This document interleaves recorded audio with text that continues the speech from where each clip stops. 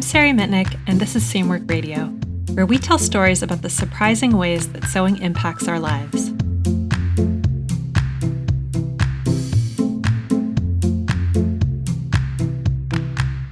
Hi everybody, welcome to this week's mini episode of Seamwork Radio. So today we're going to do something that's a little bit different. All this month we've been talking about small businesses, and today we wanted to take a moment and talk about Seamwork and what our business is all about. So we're going to talk about that today, and I thought I'd start by asking you, Haley, what's the worst job that you've ever had? I think that would probably be a job that I had in ready-to-wear with a fashion designer that will remain unnamed. But it was just like, I think kind of like the bad experience that people imagine in their head when they think about horrible ready-to-wear jobs. Like, we weren't allowed to eat in the building or in our suite, so we had to like go eat in this like really disgusting stairwell while people like walk past us. They didn't pay for parking, so I had to like park really far away in this really sketchy area, and it was just literally everything about it was bad. The guy who owned the company, or the designer, he had a drug problem and he would be gone all day. He'd come in at the end of the day right before all of the shops are about to close and like send you on this wild goose chase to like find pink sequined swatches. Go get 50 swatches for me. And you'd like just be sprinting around downtown LA in the garment district trying to get all of these swatches for him, because he like just woke up from like partying all night and like had an idea for a pink sequin dress. So it was a horrible job, but it's the job that led me to pivot to what I do today. So in that sense, I'm really grateful for it. What about you?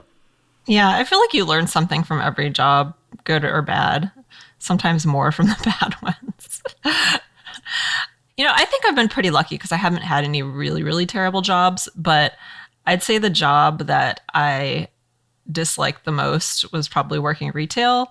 I did not like working retail. So I worked in an Apple store right after college. And I was kind of between college and grad school and kind of figuring out what I wanted to do. And Apple's a great company to work for. There's no problem with the store itself, but the people that would come in and dealing with the public around technology and computers was really, really challenging. And maybe not even for the reasons you think. Like, it's not, sometimes there would be like an older person who would come in and wouldn't know how to use a mouse or, things like that. And that is not a problem. It was more the people who would come in and would just think they know everything and be really unreasonably angry and entitled about things. I don't know. Technology brings that out in some people. I don't know why. But also a lot of celebrities, like a lot of really entitled, because this was in Los Angeles, a lot of really entitled celebrities, some cool ones, but like Willie Nelson was really cool. I would imagine so. But other people that I won't name were not cool. And there was one incident where this woman, I'm not going to name her name, but you could probably figure out who she is, but she was in a lot of like hair metal videos in the 80s. Uh-huh. She went on some kind of wild, crazy spending spree. Like, she took her husband's credit card. I think she like hit him and then left, and then took his credit card and went on this huge spending spree and ended up at the Apple store, like on the floor with all of this computer stuff around her that she just bought. I don't know what she was on, but it was a crazy experience. But just like, there's a lot of wild Los Angeles celebrity experiences. So, but mostly it was just dealing with the public and the insane people that would come in and act wild. I remember you and I have both lived in Los Angeles, and when I moved from LA to Portland, everyone's like, the Portland thing is like, oh, keep Portland weird. Oh, Portland's so weird. I'm like, you guys, it's not that weird. Not that weird. It's like basic city weird. Yeah. What you come to expect when you live in a city. Mm-hmm. It's not bizarro world. Like, people are on another planet. Yeah, totally. Weird. Yeah. That's both of our Los Angeles work experiences. So I think that's pretty different from what we've got now. How would you describe our company? How would you describe working at Seamwork? Well, I mean, I've been here for, is it 6 years now? Wow. It was a real culture shock when I first started working here. I remember my onboarding experience and getting this like packet that was like so like nice and like, I don't know, it's been a very warm experience. And I feel like everybody is so happy to be here, and the culture is unlike anything I've experienced before, really collaborative and just creative. And I just love how passionate everyone is about what we do, even on like crappy days, which there's crappy days in every single job. It's still an exciting place to work. It's really awesome. I'm excited to share a little bit more because I think that, it's something we don't talk about that much. And I know that everyone that I work with loves working at Seamwork. Oh, that's good to hear. The thing I always remember that you started at this time of year because whenever somebody new starts, we send out this little questionnaire to ask a little bit about them. Uh-huh. And one of the things on there was what your favorite flower was. And you said peonies. I was so happy because I had peonies growing in my yard and they had just bloomed at that time. So I could have them on your desk on your first day. Yeah. So every time the peonies start blooming in my yard, I think about that. Aw, that's like so sweet. Yeah. At Seamwork, you fill out a questionnaire when you start and it's like, what are your favorite snacks? All of these like nice little questions. It made me feel like, oh, wow, people are like interested in me like as a person and not just my skills. It's nice when people are interested in both. Yeah, really, it's just like a sneaky way for me to figure out what to get you for gifts later on. So I highly recommend that. You can do that for your friends and family. That would be awesome. Yeah. Or stalk their Pinterest. That's another gift giving tip I've learned from Sarai. So I thought today, we were talking about the culture of Seamwork, and I think what I would like to do is just kind of talk about where that comes from and the sort of the philosophy behind it. It's evolved over time, and I think it's really evolved a lot in the last couple of years, especially because I've thought a lot more intentionally about it. I've always tried to create a healthy culture, but I think I've put even more thought and effort into that lately. The way I've been thinking about it, especially in the last year, and I really adopted this from one of my favorite people in business world, business writing, is Ari Weinzweig, and he is the founder of Zingerman's, which is a community of businesses in Ann Arbor, Michigan, the most famous of which is Zingerman's Deli. And he has a really interesting approach to running business, and he writes a lot about it. He's got some great books, which I can put in the show notes. But I went to a talk of his, and he was talking about the organization as an ecosystem. And that really, really resonated with me, that metaphor. And I think metaphors and the way we talk about things is just extremely important.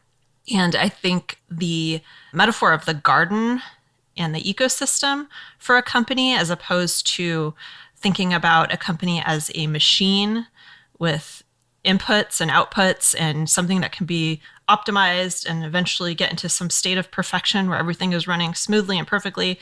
I don't think that ever really happens. I think it's much more like a living, breathing ecosystem where things are constantly changing. You have things outside of your control that you have to go with the flow and figure out. You have to adapt yourself. There's just like a million ways that it applies, I think, to business. So that's kind of what I wanted to talk about, is explore that metaphor a little bit more. And then as we kind of talk about that, how that plays out at Seamwork. So the first part of that is thinking about the purpose of the company. And in the metaphor of the garden, that would be like the sun, because it's something that powers everything we do, and everything kind of reaches towards it as it grows. So for Seamwork, our purpose is spreading creativity. That's really what we're all about. You can tell me what you think, Haley, but I think that really is the biggest driver for people, is what motivates a lot of people on our team, is thinking about how we're empowering other people to be creative, don't you think? Yeah, I like how our purpose is really, it works internally as well as it works externally. And ultimately, it's a big personal motivator for all of the individuals who work here. And that was created really intentionally, is because if we all have like kind of organically this common purpose, everything just runs so much smoother and we're able to make decisions based on what our purpose is as a company, and just this really great keystone to return back to. Yeah. And we do a lot to come back to it every week in our weekly meetings. We come back to it. We talk about it all the time. So I think that repetition, I guess, that sort of reminder, the constant reminders are really, really helpful, because I think in your life too, just reminding yourself why you're doing things is really important and helps to keep you going. So that's one important part of that, is we always share what other people are making. Like in our meetings, we have a part of our weekly meeting where we look at all the things that people have been making with our patterns. And not all of them, obviously. That would take a long time, but we look at a selection of them, and it's so fun. It's so motivating and cool to see how people are using the stuff that we're putting out there. Yeah, it's one of the first things that we do on Monday mornings as a team. And it really sets the tone and brings it, like, we also go over numbers and do all of that kind of stuff, but it brings us back to that purpose of why we're doing what we're doing. And that's really like seeing all of your guys' smiling faces and looking so proud and awesome and your me-mates. Yeah. And right now, since we're all working from home and our office is empty, I'm working on a renovation project for it. So we're going to be kind of redecorating it while it's empty. And one of the things I'm really thinking about is how we can bring that to life in our physical space and make sure that we have lots of pictures of Seamworkers everywhere. I just find it really inspiring. And I think I've heard from the rest of the team that they do too. So I think it'll be really fun to have that as part of our new space. Yeah, totally. I'm excited about it. So that's the purpose part of it. And then the next part I wanted to talk about, which are, what's growing in this garden? What are we actually trying to create here?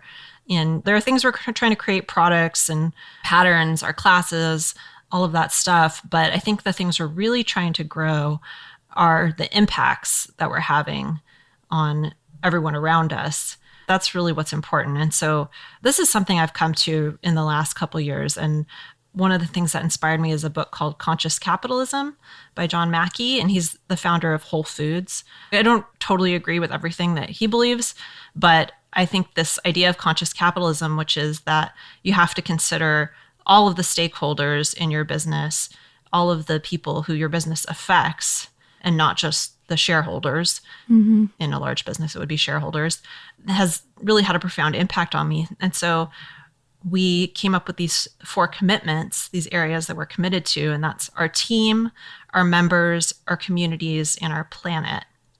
So we really try to make sure that our business is oriented towards having a positive impact on all those areas. And that's really what we're producing in the business, is positive impact.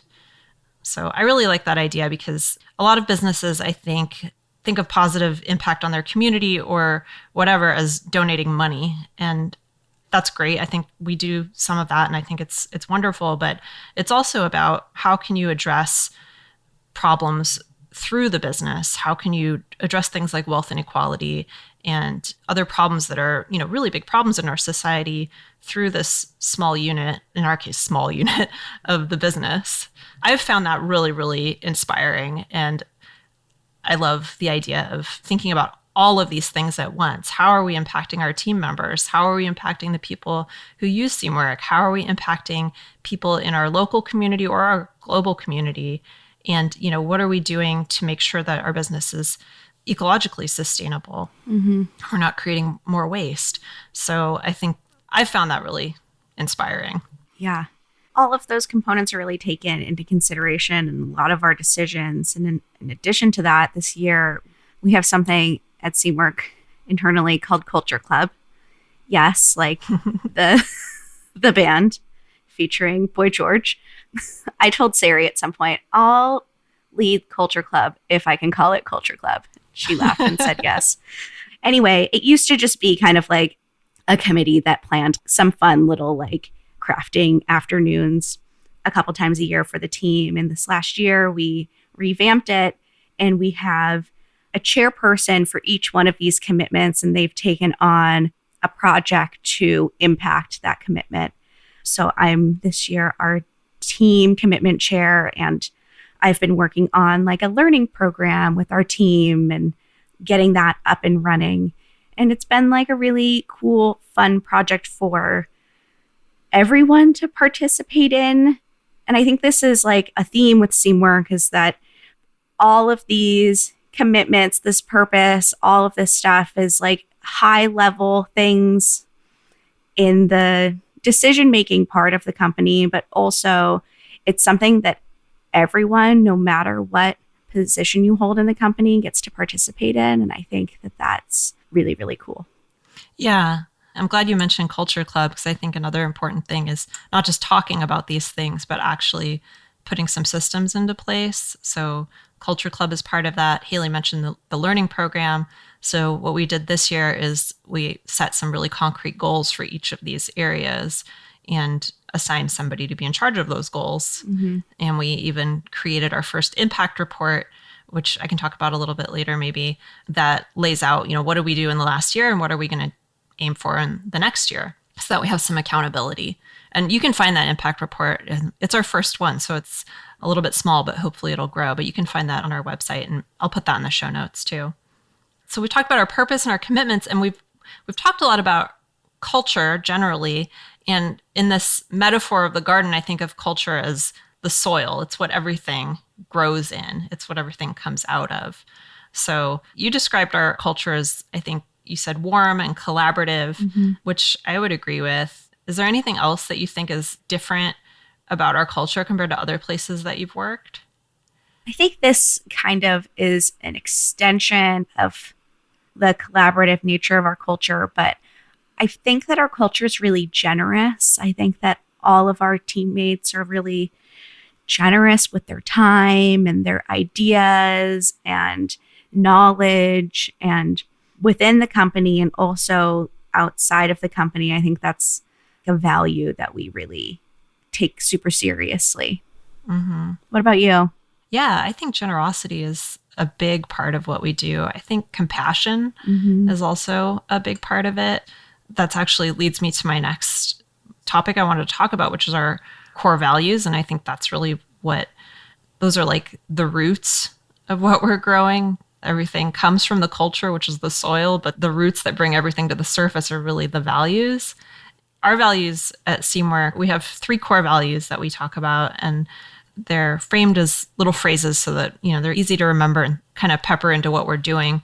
The first one is grow from this, which just means that no matter what experience you're having, you can grow in some way from it, whether it's a positive experience or it's a bad experience. And I think this applies to sewing also. Mm-hmm. There's nothing that you're going to experience that can't provide some kind of opportunity for you to grow in some way. And that requires some humility and some certain amount of ability to take things in stride, I guess. But growth is really, really important, and learning is really, really important to us.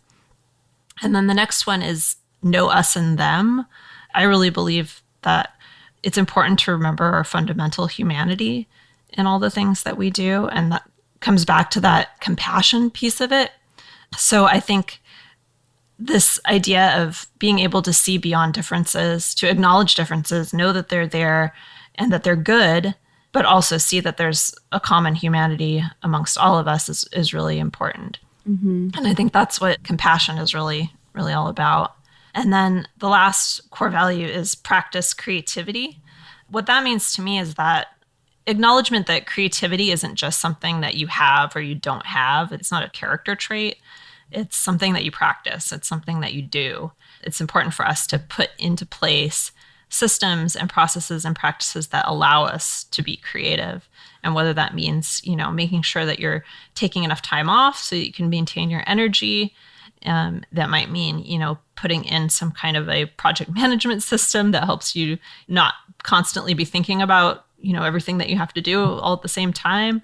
There's lots of ways you can practice that, but it's all about creating an actual practice of creativity and not just expecting it to happen. Mm-hmm. Those really resonate with me, and hopefully at least one of them will resonate well with people on the team. Totally. So that's kind of like I've talked about our sun, our purpose, our commitments, the things we're growing, and the soil and the roots being the culture and the core values. And then I want to switch gears and talk about kind of the other part of it that I think is really, really important and that people don't talk about as much, which is the money part of it. Mm-hmm. So in this metaphor, I think of the money as being the nutrients in the soil because they are the things that are necessary to sustain life in the garden. So I think a lot of people think that money is in conflict with values, and I don't think that's true at all, or it doesn't have to be true. It is true in some cases. But if you run your business so that it's not true, I think you have a healthier garden, I guess. So we talk about money very openly at Seamworks. I started in I want to say 2019, end of 2018, beginning of 2019.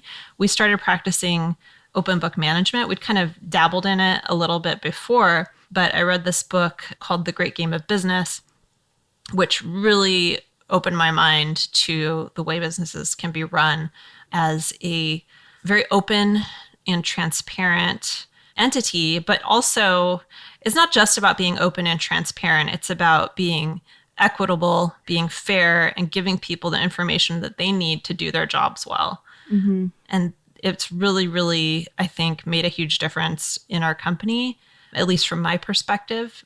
We all go over the numbers every week. And not only do we go over the numbers, it's not just a matter of like me reporting the numbers to people, but people are responsible for different numbers and they report them to me each week. And we do a lot of forecasting together.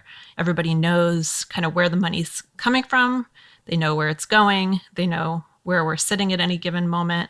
I think that's been really transformative in our decision-making processes. What do you think, Haley? What do you think about the change? Because you've been here since before we practice open book management and then after. So I'm really curious about what you think. I think at first it was really overwhelming because I was like, oh man, Sarai and Ken want me to like be responsible for this line item and not just like give Ken my receipts when I spend money. So it was scary at first, but I think it's been really cool because it's given everybody the opportunity and the vocabulary to talk about money and the decisions that we make around money and how those choices we make every day impact the bottom line. And we do like profit sharing at Seamwork. And so that's something that obviously everybody is highly motivated to make sure that we're really making the best decisions for the financial health of Seamwork. Yeah. In the Great Game of Business, they call that a stake in the outcome. So it's about giving everybody a piece of the success, but also I think it's about fairness and about equity. It's about giving everybody not just the motivation, but also what they're due for contributing to the success of the organization as a whole. It makes sense to me. And I think if we could do even more ownership, I would do it. There's a lot of hurdles when you're this small to do that, but I would definitely do that if we get to that point that we could. Yeah, I could talk about open book management all day. I'm a huge proponent of it. I think transparency has really been key to making better decisions for us and also just having a more sane and rational work environment. Mm-hmm. And so that's the money part of it. And then, there's a couple other things we can think about when we talk about this garden. Like, I think some of them are pretty obvious, like ideas being the seeds that grow into the impacts that we're having. And then another one that I think is really important is the issues that come up. So there's always problems in any business. And so if you think about these as the weeds and the pests in the garden, I really like that part of the metaphor because you're always going to have them. They're always going to be there. You're never going to get rid of them. And you don't want to totally get rid of them because they're just something that needs to be managed, not completely destroyed. Because if you try to completely destroy every weed and every pest in your garden, you're going to destroy the garden. Mm-hmm. It's going to be overkill. You just need to, instead of dumping a bunch of chemicals on your problems, or maybe in the business world, that would be dumping a ton of money on your problems. I don't know. But you have to learn to manage them, to really look out for them, spot them, Mm-hmm. and to come up with the best solution to whatever the individual problem is that you're facing and get everybody involved in that, which I hope that we do. We try to do. Yeah. And also just like when you've identified issues, planting your ideas and your seeds around that issue. If I have a garden with a bunch of moles in it, I'm not going to like plant a bunch of stuff that I know moles love to eat, as an example. Yeah, definitely. That's a good point. I think that kind of goes back to the working with the external factors, like all the things that can come up in a garden and adjusting your own approach based on that. Yeah, I think going over all of this with you today, it's kind of made me think of something we talk about this a lot internally is like kind of macro and micro. And if I can like circle back to the question you asked me in the beginning of the episode, I think that at Seamwork, I have like a really good macro idea of what's going on with the business, what's going on with the company in general. And so all of those micro decisions that have come up, I feel completely prepared to handle on my own. I don't feel like I ever have to like run to Sarai and be like, Sarai, save me. For the most part, I feel like very empowered to do my job. I know that Sarai trusts me. I know my teammates trust me and just to do it well. And the rest of the company feels very much that way too. And it's kind of amazing what you can accomplish when there's that like foundation of macro knowledge and trust built into a company and you don't have, someone who's trying to micromanage every single decision that you make. Yeah. That's funny. I was just reading about trust this morning and how important it is in leadership. Mm-hmm. Because I think if you don't practice trust, it becomes kind of this vicious cycle of if you're not setting high expectations and trusting people, then they're not going to be able to fulfill your high expectations. And then you have less trust. Mm-hmm. And so if you can get into a more positive cycle of just trusting people to be able to, obviously you have to take some precautions. You can't trust everybody in the world, but yeah. The more you can trust, the more everybody learns, I think. Yeah. And I think that we've been operating with these like really, very clear values and purpose and commitments for long enough that everyone's on the same page. There's no reason for me. Everyone's invested. There's no reason for me not to trust people. It's been a very conscious decision that was made, I feel like, to get everyone aligned so that we can have that level of trust with one another. Yeah. And I think it attracts good people too, as evidenced by our team. I think people who want that kind of environment are attracted to it. For sure. So we've talked a lot about how great Seamwork is, which, that's honestly how I feel. I'm very passionate about it. If we're spending a little bit of time bragging today, I think that's okay. I think we have a lot to brag about. But I wanted to talk before we go about something that we've been working on in the last, I don't know, how long would you say, Haley, like 6 months, 9 months, something like that? Something like that. We've been on our journey to become a B Corp. And so I wanted to talk a little bit about what that is in case you don't know. So a B Corp is it's a certification process that's put on by an organization called B Lab. It's a global certification. So companies all over the world have the certification. Companies like Patagonia, companies like Ben and Jerry's. There's some really big companies. And then there's a lot of really, really small companies. There's a great community here in Portland of B Corps as well. And it's a very, very rigorous certification process that basically looks at all of these commitment areas and a few other areas like the governance of your business and legal structures and things like that. You basically take an assessment and you're given a score and figure out what you need to improve and what you can work on. And that's what we've been doing for the last, 6 months, 9 months, something like that. You need a score of, I believe it's 80 to qualify. When we started, we were somewhere in the 60s, I want to say. Mm-hmm. And the last time I redid the assessment, we were at, I believe, 97 pre-certification. So this hasn't been verified by the organization yet. So that score could change. But the next step, now that we have qualified, is to go through the actual certification process. So that's what we've just started. It's apparently with everything going on in the world, they're very, very backed up. So I anticipate it's actually going to take quite a long time to get through that certification process, it sounds like. They said it could take up to 5 months to even Oh, really wow. start it. So we'll see. But that's kind of what we've been doing. That's been our experience so far. And it has been, I think it's been a really, really cool experience. Mm-hmm. It's really given us a lot of frameworks for thinking about these things and implementing them in our business. So the things like we could adapt things that we already had, like Culture Club, to make sure that we had the right processes to make some of these ideas happen. So I mentioned our impact report that we've created and published. So having things like that are actual structures within the business that commit you to doing these things and provide some accountability for doing these things has been really helpful, because it's hard to come up with all of these kinds of structures all on your own. So just going through the process, even if you don't certify, I think even just going through the process is really transformative and really helps you to structure your business in a way that benefits the community and benefits other people. I'm excited about it and really happy with the whole thing. It's been a ton of work, but I think it's so worth it. Yeah, totally. And just really to reveal to you your own blind spots as a company, to see oh, wow, I guess I really could do a lot better in this particular area. Yeah. Just to give an example, since the company was founded, I don't know, 12 years ago or whatever it's been, we've always, for example, given money.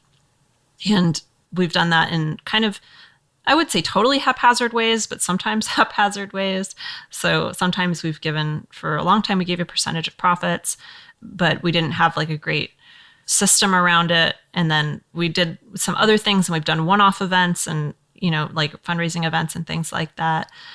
But going through the whole B Corp process really forced me to do more research and figure out how to create. We have something called the Seamwork Fund now, which is an actual fund that we donate a percentage of our profits to every quarter. And then we can use that fund to give to organizations that we want to partner with. Just knowing how to do that and how to frame that and make sure that it's done in the right way, and that we're involving other people in the decision making about where that money should go. And we're getting Seamworkers involved, we're getting employees involved, and just making sure that it's being done in the way that we really believe in and reflects our values. I think it's just been really cool. I agree. So yeah, so that's kind of where we're at now. I think that's really the next steps are just continue this B Corp journey and trying to make Seamwork even better. Yeah, totally. Wow. We went on and on about how great Seamwork is, and I'm not sorry. Usually we summarize at the end of an episode, but that would be a lot to summarize. So to summarize, Seamwork's a garden. Come play in our garden with us. The end. Seriously, if you liked this episode, please, please, please leave us a review. It lets us know that you like the work that we're doing, and it also helps other people who are interested in things like sewing or Seamwork to find us. So go ahead and leave a review wherever you're listening to this podcast. See ya. Bye. All right. We'll see you guys later. See you next week. Seamwork Radio is brought to you by the Seamwork community, and you can find us at seamwork.com.